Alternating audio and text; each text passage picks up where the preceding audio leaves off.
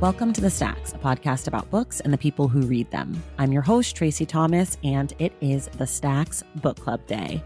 We are discussing I Live a Life Like Yours by Jan Grue. The book is a memoir about Grue's life in Norway as a disabled man and a wheelchair user. We're joined by Tessa Miller of What Doesn't Kill You to discuss the book, the language of chronic illness and disability, the importance of community, accessibility, and the question of likability, plus a lot more. Be sure to listen through to the end of the episode to find out what our March book club pick will be. If you like The Stacks and want more of it, please head to patreon.com/thestacks to join the Stacks Pack. You'll get perks like bonus episodes, virtual book clubs, discounts and merch, and shout outs on the show. And speaking of shout outs, I want to say a huge thank you to some of our newest members of the Stacks Pack. Ellen O'Neill, Angelique Stewart, Claire Martinez, Lori Barber, E. Hoffman, Taylor Moore, Mandy Mobley, Matilda Dracula, Tamar Sella, and Faduma Ali. Thank you all so much for putting your money behind the work of this show. This is an independent podcast, so there would be no The Stacks without the Stacks Pack. To join, head to patreon.com/thestacks. And now it's time for the Stacks Book Club of I Live a Life Like Yours by Jan Grue with our guest, Tessa Miller.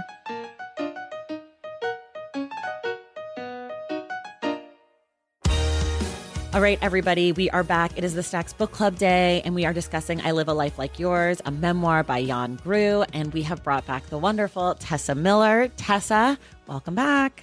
Hi, everybody. I'm so excited to talk about this. I've been doing this show for almost 5 years, and I do a book club episode all the time, and I always forget to explain what the book is in the beginning, and then I get like 30 minutes in. So I'm going to remember to do that right now. It's one of my New Year's resolutions is to explain the book.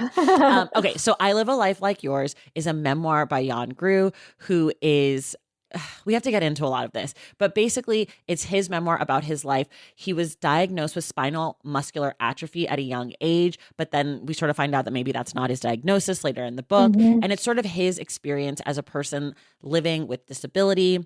He is Norwegian. He lives in Norway, though he does travel a bunch of places throughout the book. So we kind of get that perspective, but it's really just his memoir about living with his disability.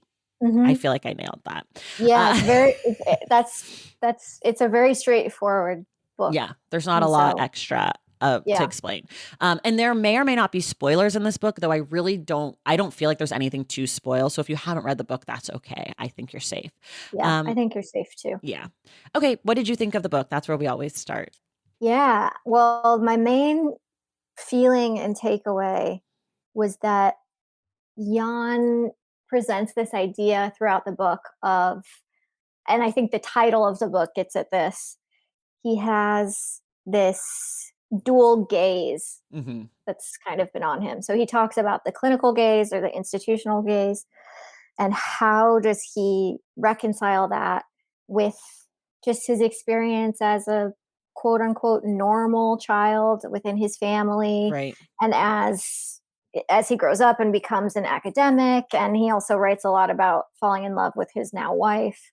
Like, how do you join this sort of external self where people are looking at you in this clinical setting with all of these feelings of yourself on the inside and within your family? I thought he wrote about that very clearly and well. Okay. So here's what I thought about the book. I was very mixed on the book because I felt like part of what he did was really keep the reader at a distance from his own personal emotional place. And while he talks a lot about like the way that like the institutions wrote about him and to him and his family, I sort of felt like he did a similar thing to us as his reader, where he gave us a little bit of information about him or like a little bit of his thoughts, but because it was written in sort of this like vignette-ish style, like these like little chunks, I never felt like he let us in. And that I think probably was a choice, but I definitely felt kept at a distance. I felt that too. And I was wondering if you, because the book has been translated. The book has been translated. I always wonder that when I read translated texts, right, if it would feel differently if I was reading it in the native language that he wrote in, which is Norwegian. But I felt that way too. And there were these moments where you would he would let you in a little bit. Like Hmm. there are these sections where he talks about shame and stigma, Yeah.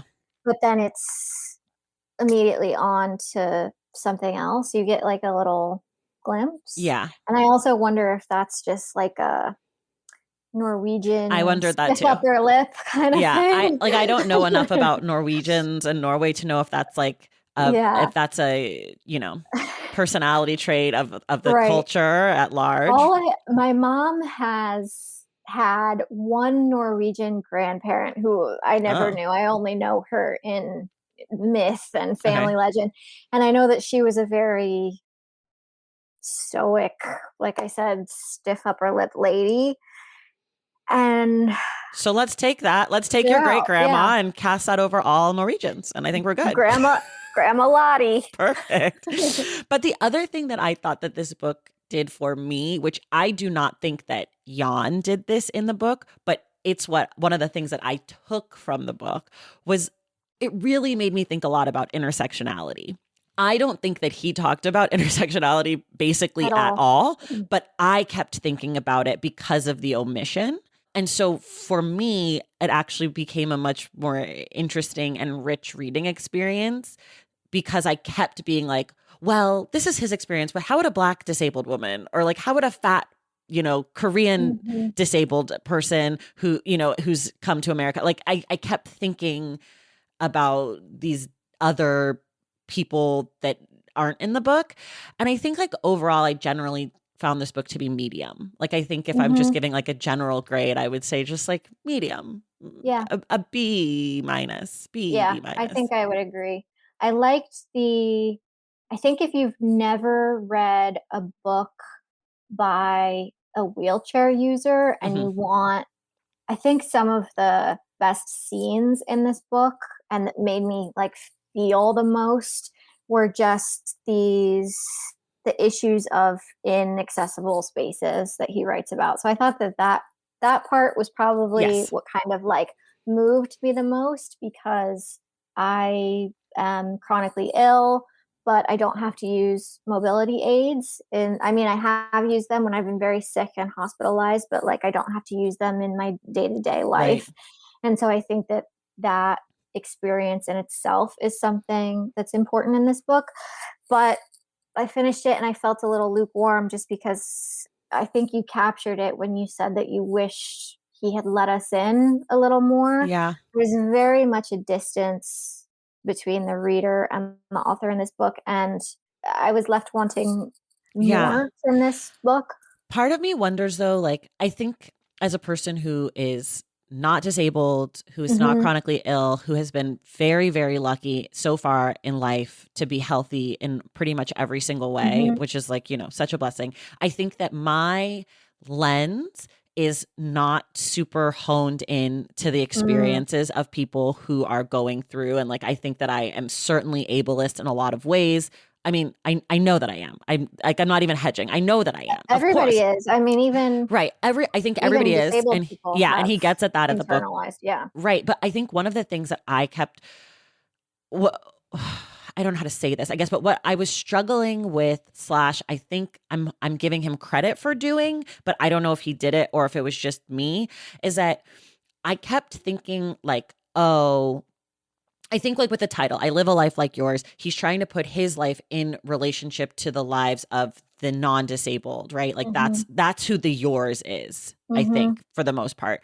And I felt like I did connect my life to his story a lot, but I did not feel Mm-hmm. connected to him. And I'm wondering if, Mm, as a person who is chronically ill, who just wrote a book, and you've read books by other chronically ill people, and mm-hmm. you have talked to other chronically ill authors and all of these things, do you feel like there's a push from publishing to make books that you have to be super emotionally connected? And is it possible that he was Mm, pushing back against that? Like, you need to tell us everything about your life. yeah. You need to dive into every detail of how it feels and what it looks like and what it smells like and all of that stuff. Yeah. Yeah. I think that there is pressure both in, and I've experienced this in journalism and in book publishing, where like they want your war stories. They really want you to Right. like spill your guts.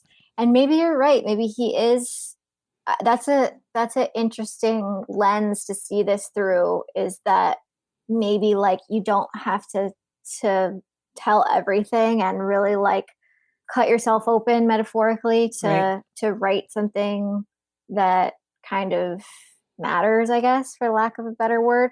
I think that's a really interesting discussion that I've seen less of that discussion in like the chronic illness and disability community, and more of that discussion when we talk about like sexual harassment and sexual Mm-hmm. assault, Mm-hmm. and how women, and I've felt this way too, or anyone who's been harassed or assaulted, it's like we're sick of, having to show our insides to the Right. internet to get people to believe us. Right. And yeah, maybe there was some purposeful sort of restraint on his part, because he never really gets super detailed about like specific trauma, Right. Right. or he references his body a lot, but he doesn't tell us a lot about what Right. his body does. He talks about the form that his body takes and the shapes, but we don't hear much about his experiences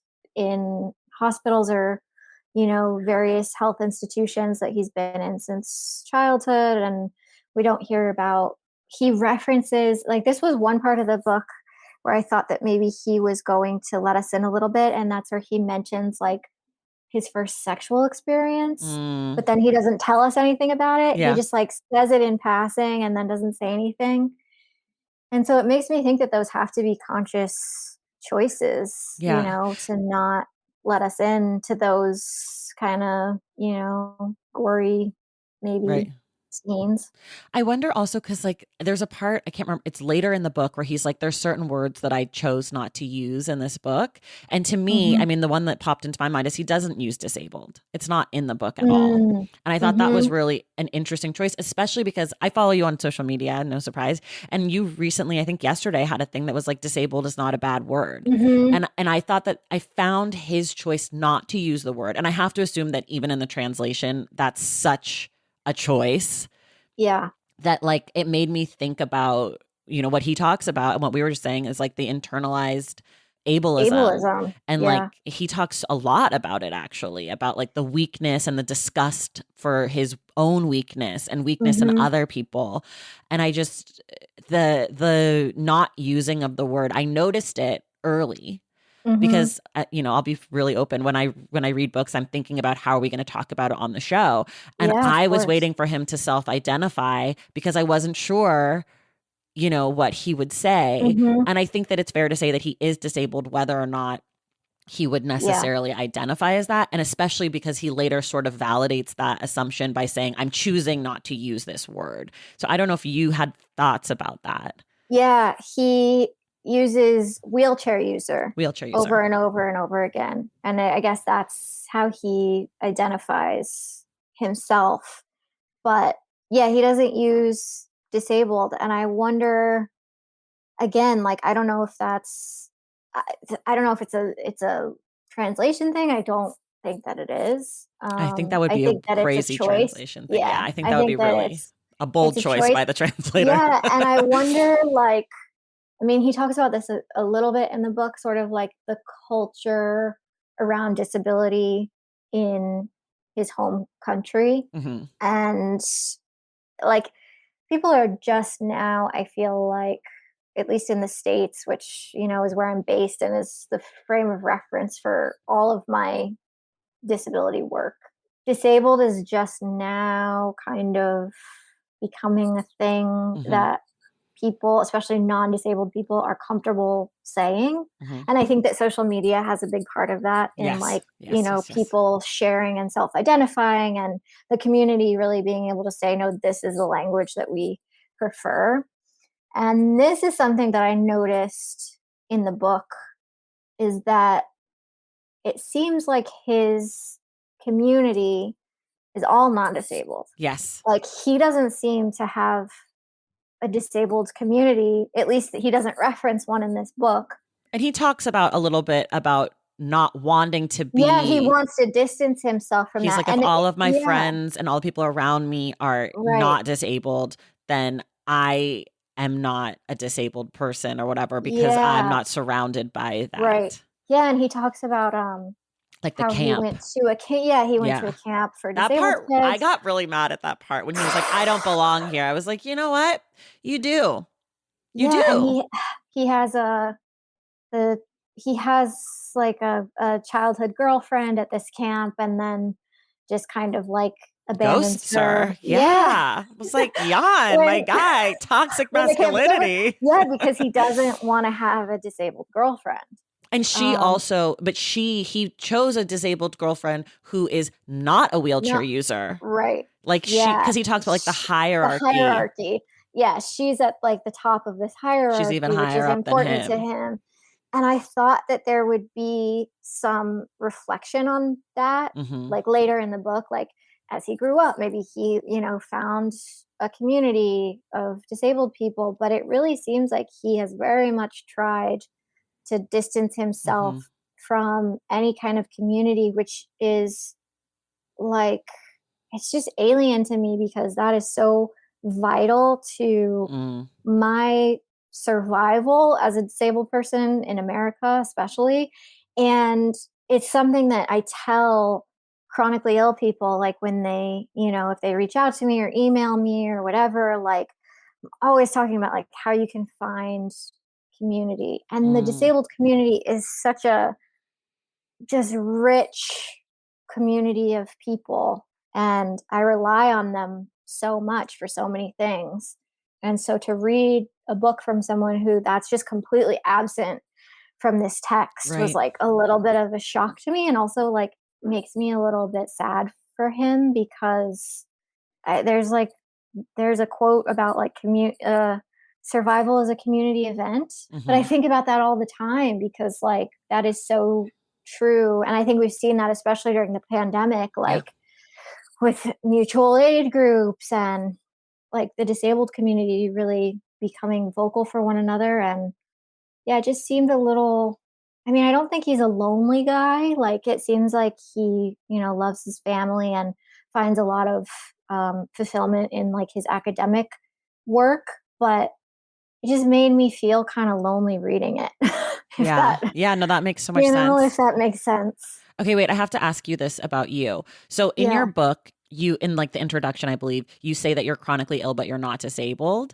But just now you did identify as disabled. Is that something that you sort of go back and forth on? Or is that just something like language wise that is like they get conflated? Um, I don't know if did I say that I'm chronically ill but not disabled, or did I say some people identify as Oh, chronically ill but not maybe that's disabled? what you said. I can't remember. I just thought that I remembered you saying that, but I could be putting words in your mouth. So you tell me. You I haven't really. haven't revisited the Yeah. book because I just needed a little space from it. So honestly, I don't remember what the language says, but I use them sort of interchangeably Okay. for my own identification. When I first got sick, I used chronically ill pretty exclusively because I think I had this idea, which is something that a lot of people I think is that like if you're disabled, you have to be in a wheelchair or you have Right. to be using a mobility aid, or it has to be this very visible disability, Right. which is not true at all. But these are beliefs that exist even within the disabled community. Right. I think that disabled has become more popular within the wider community. Wider, Wider. Yes. Okay. Sorry. I Yeah. just want to be, I wasn't Not sure. wide. Well, I don't know. Like Yeah. sometimes the white community be No, doing things different than other people. So I this wasn't is sure. true.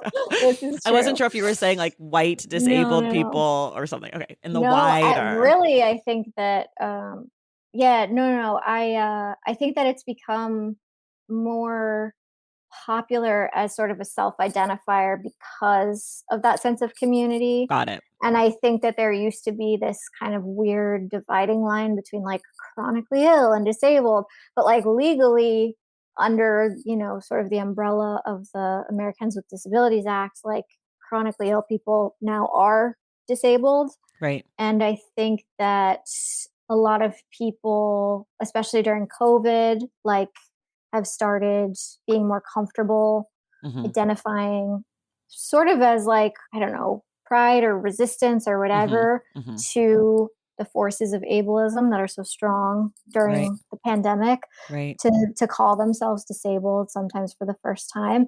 But I know a lot of people like who are chronically ill who won't call themselves disabled, which is fine. I don't think that there should be any pressure to call yourself something that you're not comfortable calling yourself.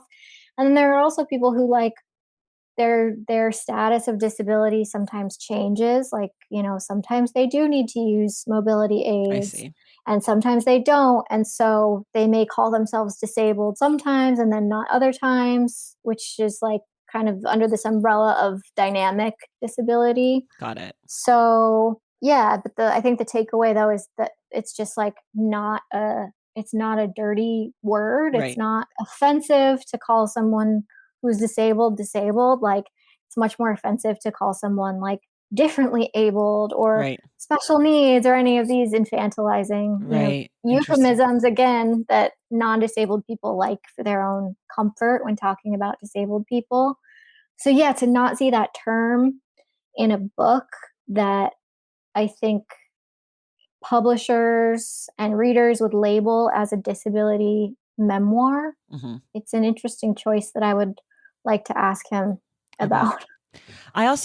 I don't know that you will have an answer for this because I know this is also sort of a different but Mhm. tangentially related community. As far as folks who are terminally ill, Mhm. do you know how that sort of intersects with the chronically ill and the disabled? Because I Mhm. know obviously certain terminal illnesses could render someone disabled. And at a certain point, obviously, Right. terminal illnesses lead to death for people who aren't Mhm. familiar with the difference. Whereas chronic illness is something that you live with for Right. an undetermined amount of time. Some people have chronic illness for the rest of Yeah. their life. Some people are able to be cured from their chronic illness or change their lifestyle so that Right. they don't have flare ups or some combination of those things. Which is why the title of my book is what it is. Yes. What Yeah, does to that kill you? distinguish it, it's like kind of chronic illness literally it doesn't kill you By versus definition. yeah, by definition versus terminal illness.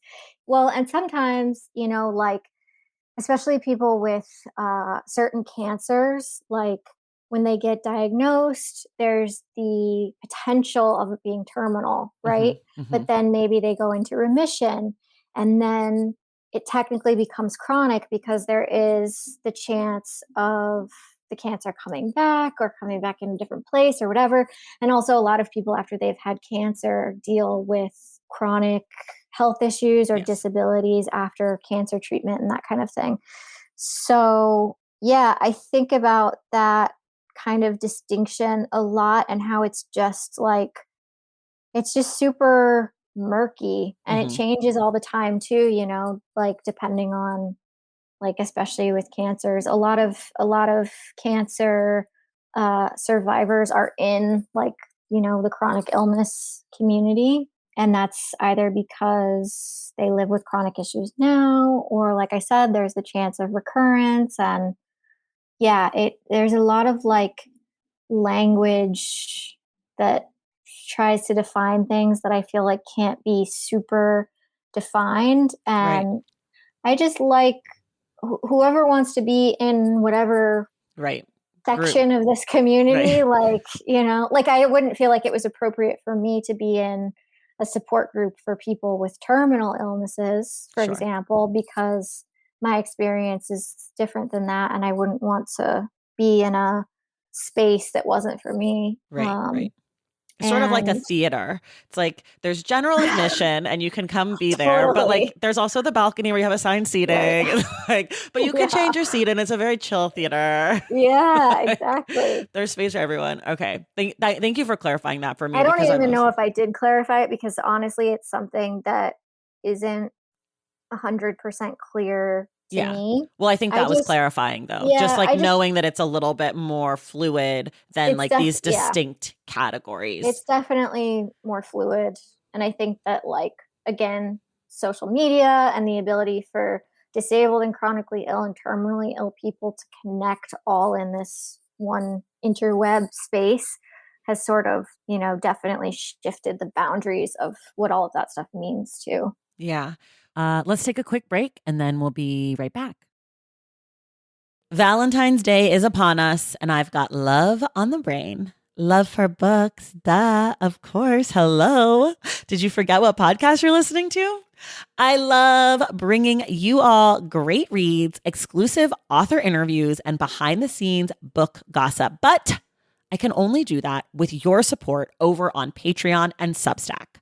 Our Stacks Patreon community, also known as the Stacks Pack, is where you can go for book club meetups, a private, very active Discord, and a year-long mega reading challenge to help you achieve all your reading goals. Plus, you also get that monthly bonus episode. Now, over on the Substack, you can subscribe to my newsletter, Unstacked, where I keep the book conversations going. I also give you a healthy dose of sports and pop culture, definitely some hot takes happening over there. And again, that bonus episode. If you don't have a few dollars to spare, don't worry. There are free options on the Substack and the Patreon to get you a little extra Stacks magic. Making this podcast is a total team effort, and by supporting my Patreon and my Substack, you allow me to support my amazing team that makes the show possible every single week. So if you or your friends are looking to meet other book lovers and support this indie podcast, come hang out with me on Patreon, Substack, or both. I would love to have you. And since we're talking about love, you can gift subscriptions to the Patreon and the Substack for that special reader in your life.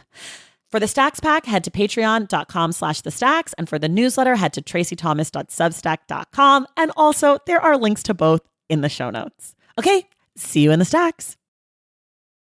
Okay, we're back. One of the things that both you and Jan talk about in your book, and also I think is like pivotal in a lot of cancer memoirs that I've read, and other books by disabled authors, is this diagnosis, the moment of diagnosis. In both of your cases, you had incorrect diagnoses.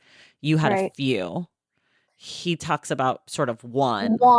Right. One. Yeah.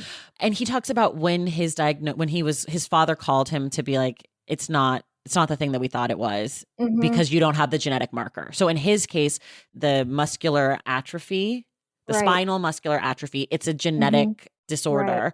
And so it's progressive, it sounds like, from it's the way that progressive. he wrote about it. Yeah. Right. And so now, like, my husband, who is an OBGYN, I asked him about it when I got to the diagnosis. Also, he doesn't mention the name of the diagnosis until page 72, No. which I thought was, I was like, what page am I on? Until page 72. And then we find out, 20 pages later that that's no longer his diagnosis. But I asked my husband about it, and now there's a genetic marker for it. So when you get genetic tested, you can find out if you have a propensity for that. So a lot of, and he talks about that, like there's, what does he say? Something about the mutation in the embryonic stages or something like that. And so I found it really interesting, because then he grieves. He says he starts sobbing when he finds out that this thing that he thought was the thing that he had for his whole life is not the thing. Yeah. And I know in your book, you talk about being misdiagnosed a bunch in the beginning. That was one part of this book where I saw like a thread in my own experience, and something that I see people have talked to me about their own experience with diagnosis many times in my work or support groups or wherever.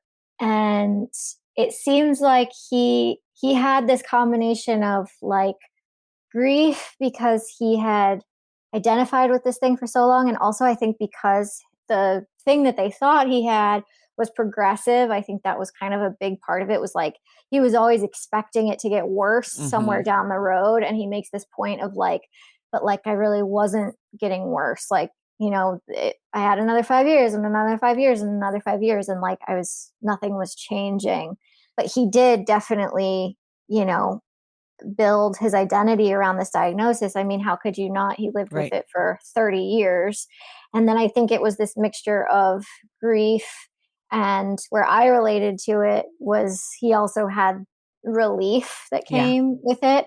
And maybe that relief for him was because it was no longer this progressive thing. Like now he knew that that wasn't his fate necessarily.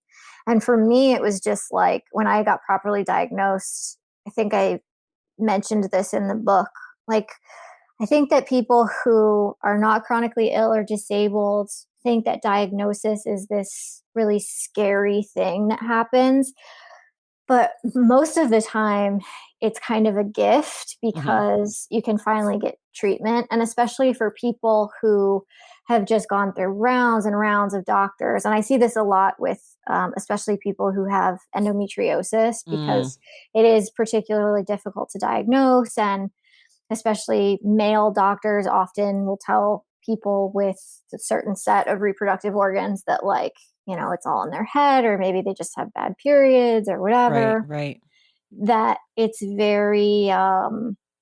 reassuring that your experience in your body, like, has been validated, right, that you're not crazy. You haven't been um, just imagining this pain that you've been living with. So getting a diagnosis is also, necessary, like when it's in your paperwork right, for your health insurance. I don't know how it works anywhere else outside of the States, but insurance is they're not gonna cover stuff unless you have this diagnosis written in your history. So a lot of people, like, they know they have endometriosis, for example, for years and years and years, and then but they can't get medication covered for it because, like, right, no doctors have said that they actually have it.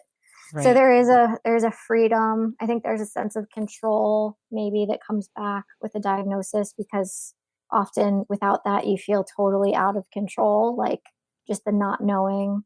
And I think having language for things and having a name for something can be empowering in a way. Yeah. So that was my experience, at least. When you got your earlier diagnoses that were not accurate, Mhm. did you know that they weren't right? Like, did you feel like this doesn't sound like what I'm feeling? Or did you think that you had an Yeah. answer? I definitely had a feeling like it wasn't right because so there are basically two main forms of IBD, which I write about in the book. There's ulcerative colitis and there's Crohn's disease. And ulcerative colitis is really contained to your large intestine. And Crohn's disease affects your entire digestive system. And I was having symptoms outside of my colon. Like, I was getting, sores in my Mm, mouth and pain higher up in my abdomen than just very low, which is where your large intestine is. And yeah, I just had kind of a feeling that it wasn't the right diagnosis. And also, like, the medication that they were giving me, which was more specific to ulcerative colitis, wasn't really working that mm, well. Like, I was still just constantly in a cycle of flare ups. So I think, I don't remember exactly how I wrote it in the book, but like, the symptoms that I was having not matching up with that diagnosis was much scarier for me than finally getting one that was like, oh, okay, this actually makes sense. And then to start a medication, which is still what I'm on now, that actually works. worked. Yeah. Yeah, versus like all just like, throwing shit at the wall to see what would stick. And how ignorant to all of this stuff were you? Like when you started to have your symptoms and started to get sick, were you like, okay, I'm going to do my research and I could be ulcerative colitis or it could be Crohn's? Or did you go in and they were like, it's ulcerative colitis? And you were like, okay, great. And then you're like, this isn't working. And then you were waiting, or were you sitting there waiting, being like, can someone just say fucking Crohn's so I can get some drugs over Yeah. here? Yeah, no, I was pretty ignorant to all of it. And I think about this sometimes, like, before, I think it was maybe 2 years before I got diagnosed with IBD, one of my friends who I grew up with, her younger sister got diagnosed with ulcerative colitis. And I remember when she told us that, like, her sister had been diagnosed with UC, I just was like, okay, like, what? I don't know what that means. Like, Right. I didn't know, I had no real frame of reference for that. And yeah, so I was very ignorant before I was diagnosed. And then I was much more of a passive patient when I first got diagnosed too. Whereas now I'm just like, I feel like a professional. But I was very passive in how I approached doctors and the whole healthcare Right. industry, because I thought that, they always knew best and I wasn't supposed to question that. I didn't know how to, Right. be more assertive in my role as a patient. And so, like you said, it was a lot of just like, can someone please Right. just to fix it. Like I had read so much about IBD after I was diagnosed that I definitely had a feeling, but I also like I didn't want to be like that Google patient who comes Sure. in and is like, WebMD says that I have this, because I Right. wanted them to still take me seriously. It's this very delicate, Yeah. like balance of how you approach your doctors, and it's not something that you're instantly good at Yeah. all. Yeah. So yeah, it was a lot of waiting around being like, can somebody give me some medication that actually works here, please? Yeah. I feel like part of what you're talking about a little bit and what he talks about in the book is when he talks about this with his wheelchair, where he's like, for everyone who doesn't have a wheelchair, it's just a wheelchair. But for people who are wheelchair users, there's all these different versions. And he compares it to little kids who every time they see a four-legged animal, they say woof until they Right. recognize the different animals. But then if you go back and ask them, once they know the different animals, what each thing is, they won't be able to tell you which was a woof and which was, Hmm.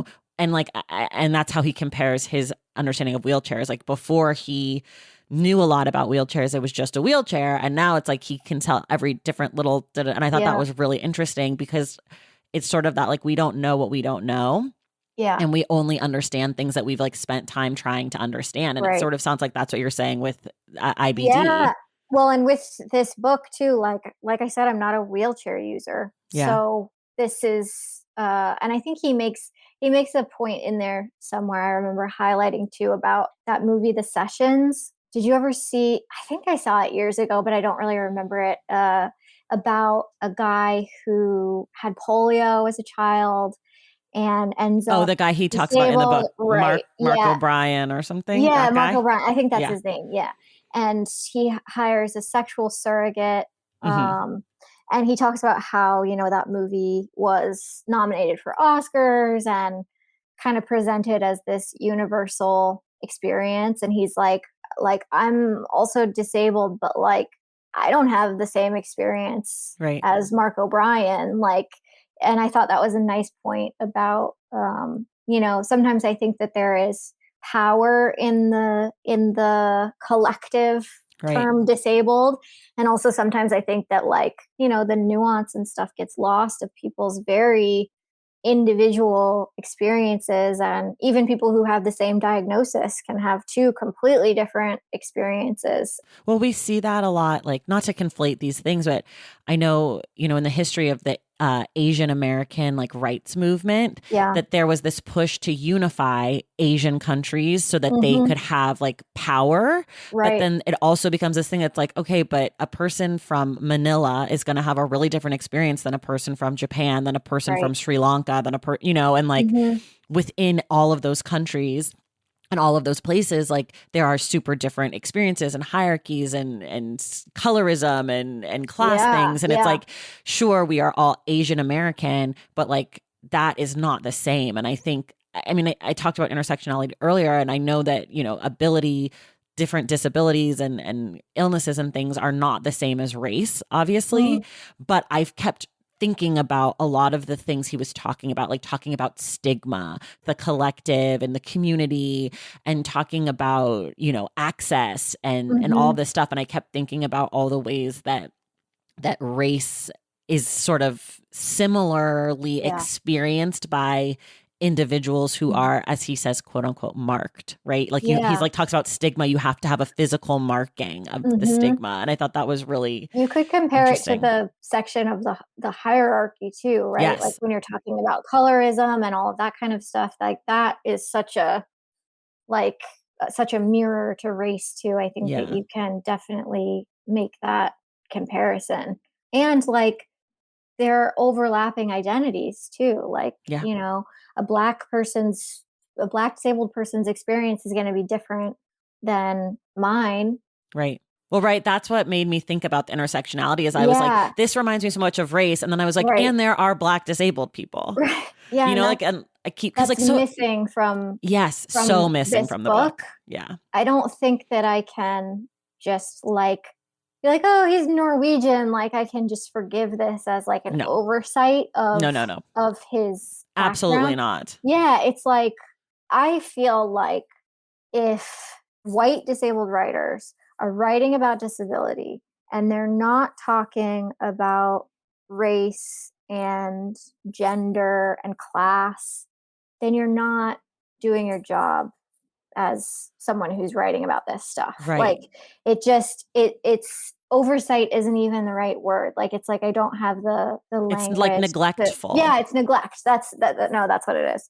Oversight makes it seem like a passive mistake, Right. but Like he doesn't know neglect, better. right? Yeah, but neglect is like an active thing. It's a like an Yeah. active choice. And yeah, I just like, I don't have a lot of empathy for those choices in No. a published text. So It was so glaring that it made me the person who, came to the book to like learn or whatever, like be like, this is missing. And like I shouldn't I when I have that experience, when I'm reading a book and I have an experience of like this, there's a glaring omission, it is Mhm. very uncomfortable for me to continue reading. Like Yeah. it's really, really hard, especially in a case like a book like this where I really don't know that much, but I know Mhm. enough to know that you've got to talk. Yeah. And he like sort of thinly mentions like, and I was lucky, or like, and I Mhm. am at this place in the hierarchy or whatever. But I'm like, listen, Jan, what you spent time in California. Like A lot of time. you can't just blame it on Norway. I know Right. that Norway is super fucking white, but you also had so like his family was so involved. And I Yeah. don't care if you're white, black, whatever, to have a family that was so involved in advocating for him from such a young age, Mhm. that alone is something that he should have talked about in relationship to In other people who context. don't have that, I because Yeah. that's a huge thing from Right. everything I've read about disability, chronic illness, access to healthcare, incarceration, like all of these things. Having a family who supports you and fights for you through Yeah. with institutions, Yeah. that's the difference between having a custom wheelchair, right? Like that's the difference from having the Yeah. shoes. That's the difference from not having to go to a school only for disabled children. Right. All that doesn't just happen. I don't care Yeah, you where you can't are. the choice of the word lucky Hmm. is uh Erasure. it's dismissive, right? Yeah. Because it's like, not only do you have socialized medicine, Hmm. which, is a absolute game changer, but like you Hmm. said, you have your family. Like, he's talking about these boxes and boxes of paperwork from his childhood that his parents gave him, about how like they would put in requests and then they would appeal and they would spend just endless hours, trying to get him what he needed. Yeah, it's presented in this book without any context or reflection really Yeah. on how that could have been completely different. And I think, again, that kind of goes back to this missing the community that's missing in this Hmm. book. And like, like when you're in community, you see those, like I said, there's the umbrella of disability and chronic illness, but then there's these very different experiences that people have. And one of those is people who have had advocates. Right. And he has these advocates who spent a lot of time and hours and just from birth for him. And yeah, there's not really Yeah. any reflection there of like, this is not the typical case of like Right. how this goes for disabled people. Or if it is in Norway, then say Yeah, that then too. tell me that, Then because say that too. I felt like I didn't have any comparison to other disabled people in Norway Right. either. Like, does everybody get a custom wheelchair? Like, wow, that's amazing. Or like, are there still these, divides by class, especially, like it Yeah. seems, which Yeah. he like kind of like dances around but never really talks about. Yeah. Um, I think what's interesting what you're saying about community, which I'd never really thought about it, but sort of what I'm hearing from you and thinking about my own relationship to the people that I'm like other Black women that I'm in community mhm, with, is that having community not only gives you a place to like vent or to learn about, what's going on. Is it normal that this is happening? Have you experienced this? Whatever. But it also gives you perspective and Right. gives you a chance to see your own privilege, right? To see Yeah, like, that's okay, what I I don't was have this thinking. symptom. Right. I'm so grateful. Like I'm really lucky. Yeah. I'm a wheelchair user who's able to walk. Like that's a great thing. Right. Well, and people in community too, like especially if you're really honest with each other and you have, yeah, just the honesty and communication with one another is like they'll often tell you if you're totally off base, which I Sure. think is something that's really important. Yeah. And there were definitely some moments in this book where I was kind of like, did any other disabled people like give you any feedback on this? Was there any conversation about like, I'm not saying that you need to have other readers of your work. Like I know some authors work very closely with just like their editor and themselves, and that's pretty much it. But I did feel like there were some moments in this book where like he could have opened up discussion with Mm-hmm. other Mm-hmm. disabled people Mm-hmm. and probably come away with more perspective like you're saying. Yeah. He mentions privilege I think once in this book, and he says like privilege can exist with vulnerability, which like yeah is true, but like I wanted more self-awareness about that, I guess. Yeah. Yeah.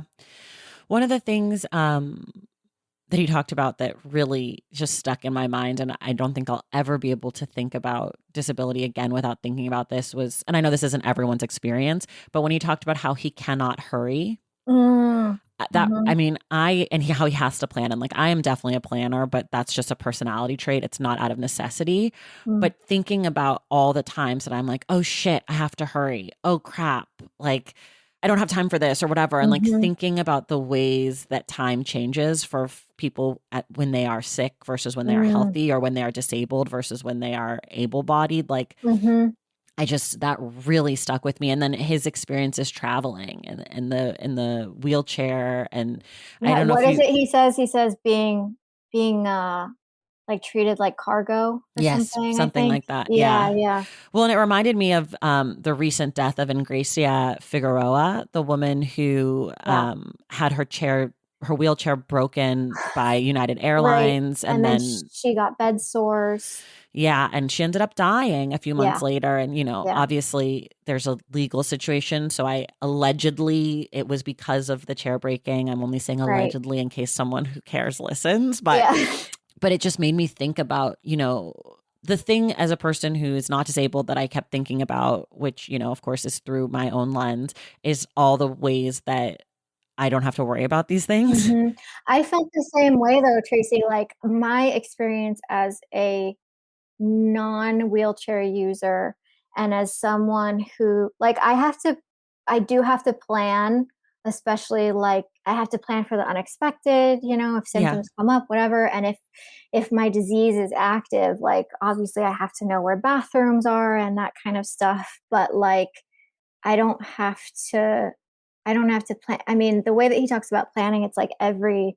movement Movement. is Yeah. planned for, and that is a freedom that I have. Yeah. I don't have to. I have to plan, but I don't have to.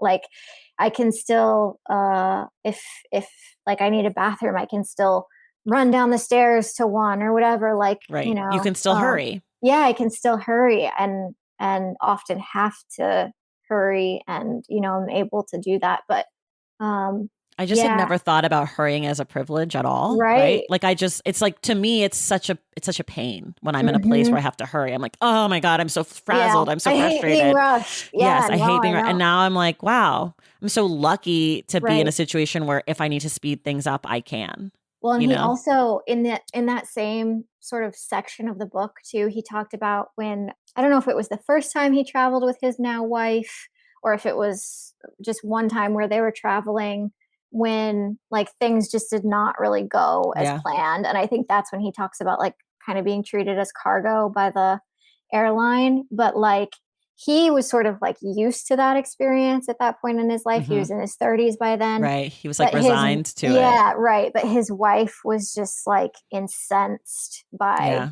the whole thing, and he, talked a little bit about how like rage like is just something that he can't really afford to feel all the time Right. anymore because like Right. it'll make him sick Well, basically. that Like, reminded me of racism too. I was like, yeah, I can relate right. to this as a Black woman. Like, yeah.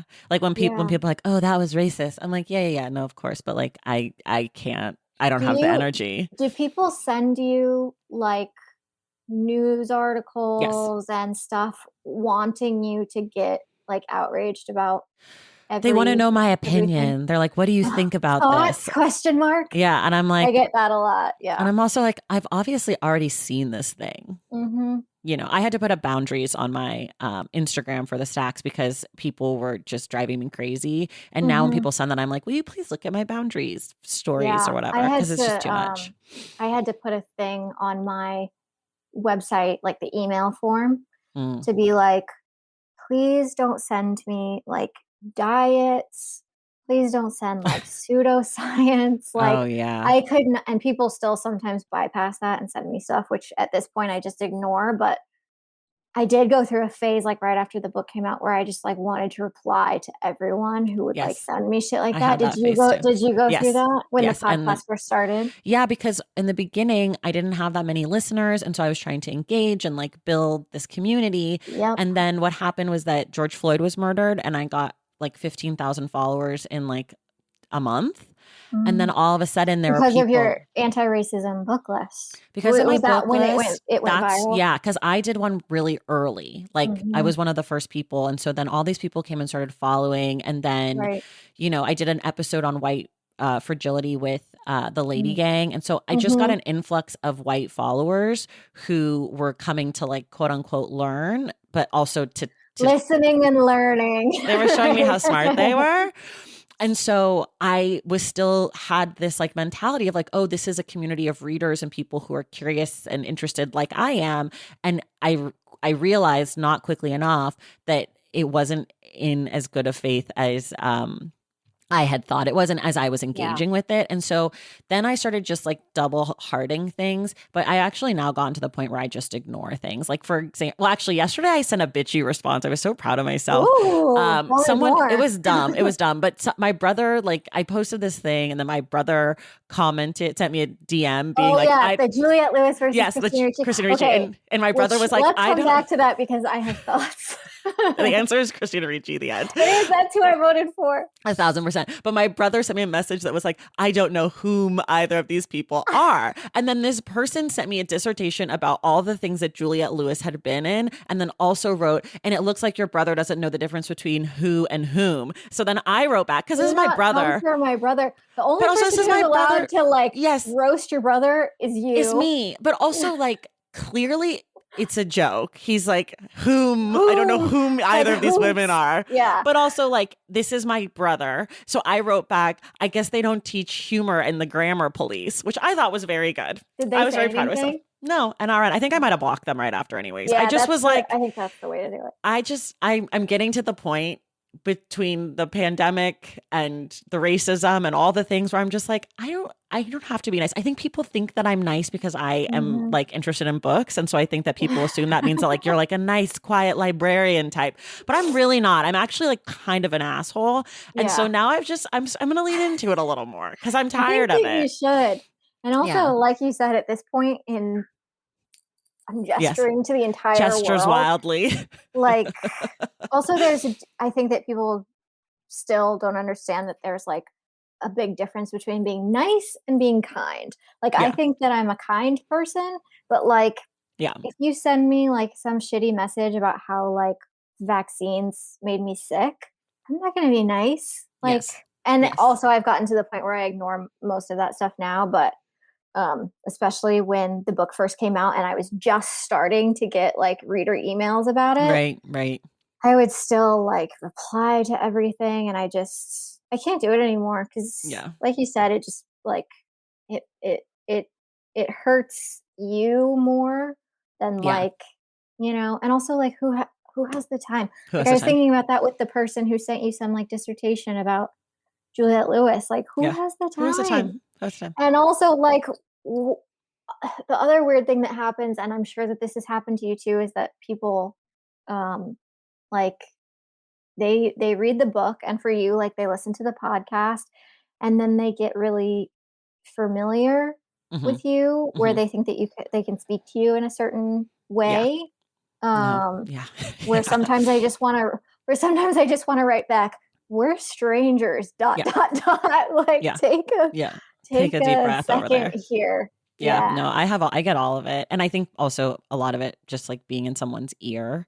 They think that Mhm. like they know me. I hear that all the time. Like, oh, like I'll write something like, oh, I read that in your voice. Like they Uh-huh. hear me. And Yeah. so they think that they know me because they, it's like very intimate having so, Mhm. and I feel that way about a lot of podcast hosts that I love. Like I've had a few Yeah. on this show and I'm literally like, oh my God, it's you, my friend. Yeah. Let's talk about this thing. And then I'm like, I don't know you. I don't know you. I don't know you. I'm a big Yeah. fan, but I don't know you. Right. So I get it. Which Like I I'm think very it's sympathetic. simultaneously great and Yeah. then also can get weird, like, real Yeah, because it's such an fast. Yeah. honor, like it's like such an Yeah. honor that people listen and are interested in what I have to say and like come back week Right. after week and all of that. Yeah. But sometimes I'm like, also, I have boundaries and I'm a human being and Right. I don't know you. And Yeah. and you're Well, coming at me in a way that I am very uncomfortable with right. and like, or I just don't think it's funny. I don't think it's funny for you to grammar Right. police my brother. Like, it's not funny. Get out of my DMs at like 10 o'clock on a Saturday. Like, goodbye. Yeah.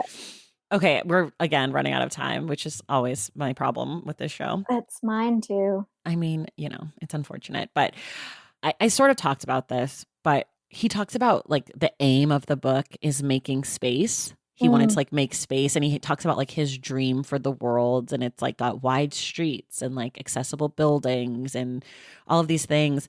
And he can move around freely in this world. And Mhm. he can hurry, he can do whatever.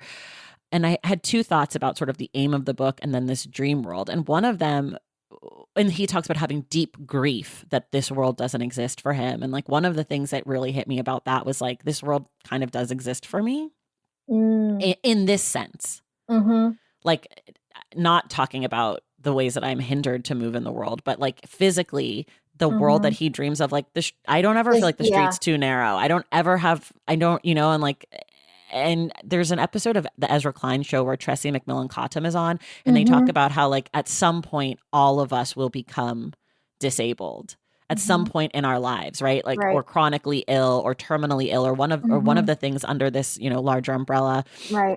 And it just depends on when it happens to you. Yeah, for most people, it's gonna come with aging, Right. but, With not aging or with an for accident or everyone. something Right. down the Yeah. line, Or with uh, COVID now, or with which is really, COVID. like, the main, Yeah. a big disabler at this point Yeah. in history.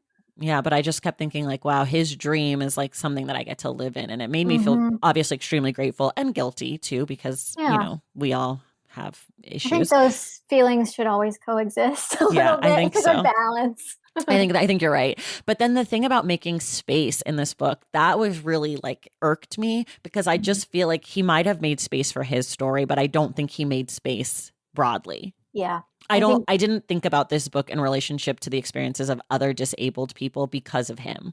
I right. thought about it sort of in spite of what he had written. Yeah. And it was a little like it was frustrating, but it also sort of made him human in a sense where I'm like, see, Mm. you too are narrow-minded, just like me. Yeah.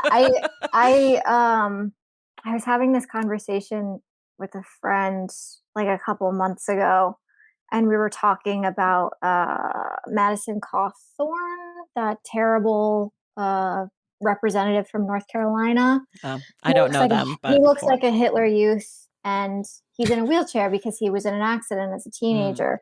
But he's, a Trumpist. He's far right. He's just not a good person. And Mhm. we were actually talking about how, like, it's kind of important for people to see that disabled people can still be bad people. Yeah. Yeah. And I don't think that I'm not equating Madison Cawthorn with Jan Grue, because I don't think that Jan Grue is a bad person, but I think that, like what you said about it, kind of humanizes him in a Yeah. way, because like there are definitely some unself-aware, kind of selfish, sentiments within this, which I think it is important. It Yeah. is I mean, like, we all have it. we We all all have it. have them.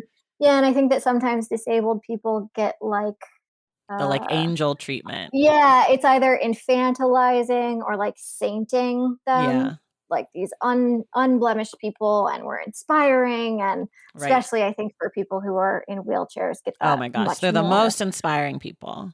Yeah, so inspiring, and And some are, yeah, but some yeah, are but not. like, Some are just yeah, like, regular, degular like the rest of us. and you can be inspiring and also like kind of an asshole sometimes too. Like all 1,000%. of these dualities exist in all of us, and like disabled people aren't any different. So I do think that that is an important point to make. And sometimes like in the bad guys, like also like Dan Crenshaw, who has, his eye Mm, patch and he has the mm-hmm. vision impairment. Same thing. It's like sometimes, you can be an inspiration and be a horrible person. Yeah. Like I'm sure that there are people who are inspired by Dan Crenshaw because he was like in the military or whatever, and a lot of Right. people value that type of service. And he was injured in the military, I'm pretty sure, but I Mm-hmm. couldn't make that Yeah, I up. think so But too. also, he's a horrible homophobic, transphobic, Right. racist piece of Bigot. shit. Yeah. Yeah. But, Exactly. that kind of representation matters too. Like, I think it all matters. There's Candace Owens. She's not making Black women look good to me, but like, we need her too, and like, I think as an exercise that I try to practice, is like, how can we love everybody? And I don't mean love in Mhm. like the like, "Oh, I love everybody," because like I don't Right. believe in that. But like, Yeah. how can we practice like love and humility when we come to people who we think are wrong or bad or evil or vile, and still, love them for being part of our community or whatever Yeah. that looks like. It's an impossible thing for me to do up to this point in my life, but it's Mhm. something that I aspire towards. Yeah. But again, it doesn't make me like Candace Owens at all and not call her horrible names behind her back. But it is something that I'm like, okay. But also as a thought exercise. Yeah. We talked a lot about the title actually earlier in the book. I don't know if you had any Mm. thoughts about the cover, but just the last thing. I think you have the blue. It looks like this, the Yeah. blue and the red. It's like blue with like red lines that are sort of in chunks, but then they don't fully connect. They just connect at the corners, sort of Mm-hmm. disjointed a little bit. And it's sort of like a swivel shape, and it's a dark blue with like these red orange. And then the writing is in white for people who have not seen the book / are listening to a podcast describing a picture. Not my strongest skill set. I didn't have like a visceral reaction to it like Yeah. I do with some book covers. Like we were talking about becoming abolitionists earlier, and Yeah. how like I had such a response to that image. Yeah, I thought it's maybe kind of it could be a metaphor for like the shapes of bodies, because he talks Interesting. kind of about like the form that his body takes, and how like his ankles are crooked, and I think he Yeah. describes like his spine being bent and that kind of thing. But it could also be kind of a visual representation of inaccessible spaces, like because the lines have the breaks in them, like Yeah. you can get like so far, and Yeah. then like the road runs out, if we're thinking of this as like a road or a sidewalk or whatever. But what did you think about it? I didn't think that it did much for me either. I think I should have said this earlier. So we picked this book I picked this book for Tessa sent me a bunch of books, and I Mm. specifically picked this book for a few reasons. One of which was because the author was a man, and we've Yeah. done so many women's books on this show. And one of the things that I always wanted to do on this show was to make sure we read all sorts of different kinds of books. And in 2021, we only read 2 books by men, which I'm I not think saying that's that. enough. I think it's fine. Like, I'm not saying that men are, but I also wanted to be cognizant of that. Like, that's something that I think about. And I also was interested in, reading a book that was translated, and an author who's not from America, and all of that stuff. That being said, I felt like this cover is like so purposefully, sort of like what's in the book. It like purposely holds you at a distance. You don't get a sense of like what's coming, what this means. I live a life Hmm. like yours. It could literally be about anything. All we know is that perhaps in some way this person is different Hmm. than whoever the yours is to the author. But like there is really, it just says a memoir. There's no subtitle. There's no a life with, a life behind the diagnosis. There's Hmm. nothing. I looked up the original cover too. Uh-huh. Like I think it was published in hardback, and it's just white text on a black cover. Interesting. Yeah, I was wondering if maybe it was different. Changed Also, a I little. noticed in his author photo too. You can't see the wheelchair or anything. Right. Yeah. No, I looked him up.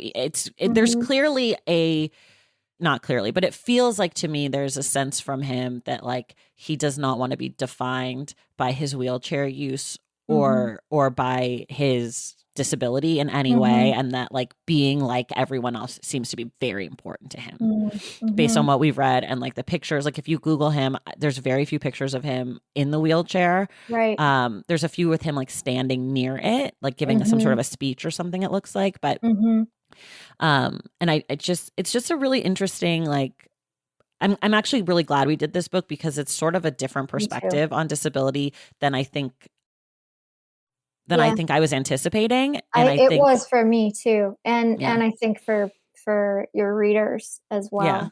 Yeah. And I do think it fits very nicely with your book just because your book is so intimate and like you really do let us in. And I think that it's interesting to like read it and compare like as like a comparative lit moment of like these two people who are under the same umbrella, you know, and obviously your diagnoses are very different. Right. There's so much difference, but just the way that you write about it. Two different diagnoses, two different approaches to writing about talking about your bodies and your lives. I found it to be really interesting. And I don't know that I would have appreciated his book as much if it weren't for having read your book first, honestly, because I felt like I understood some things a little bit differently. And like, because you gave us much more context, which, you know, I'm always grateful for. Yeah. But is there anything else we want to say about this before we get out of here? I don't know. I feel like we covered a lot. And hopefully, you know, we'll have more to think about once everybody else reads it too, because I think that people are going to have feelings, many, many feelings about this book. Yeah, sure. I think so too. And, you know, it's a good book. It's just, it left me wanting. Yeah. I think the overall thing that we kept coming back to is just like the feeling of distance is very apparent while you read this. And I think that like people will see that and you kind of wait for that to shift and it kind of doesn't, which, you know, maybe like you said was the strategy here. I don't know. Yeah. Well, everybody, thank you so much. Oh, make sure you listen to the end of the episode because you'll find out what our book club pick is for March. Very exciting. But Tessa, thank you so much for being here. Everyone, make sure you go out and get Tessa's book, What Doesn't Kill You. It is out in paperback now. Audiobook, I already plugged, but go get the book. It's fantastic. Tessa, thank you so much for being here. Thanks, Tracy. This was such a fun way to spend the afternoon. Thank you so much. Yay. And everyone else, we will see you in the stacks.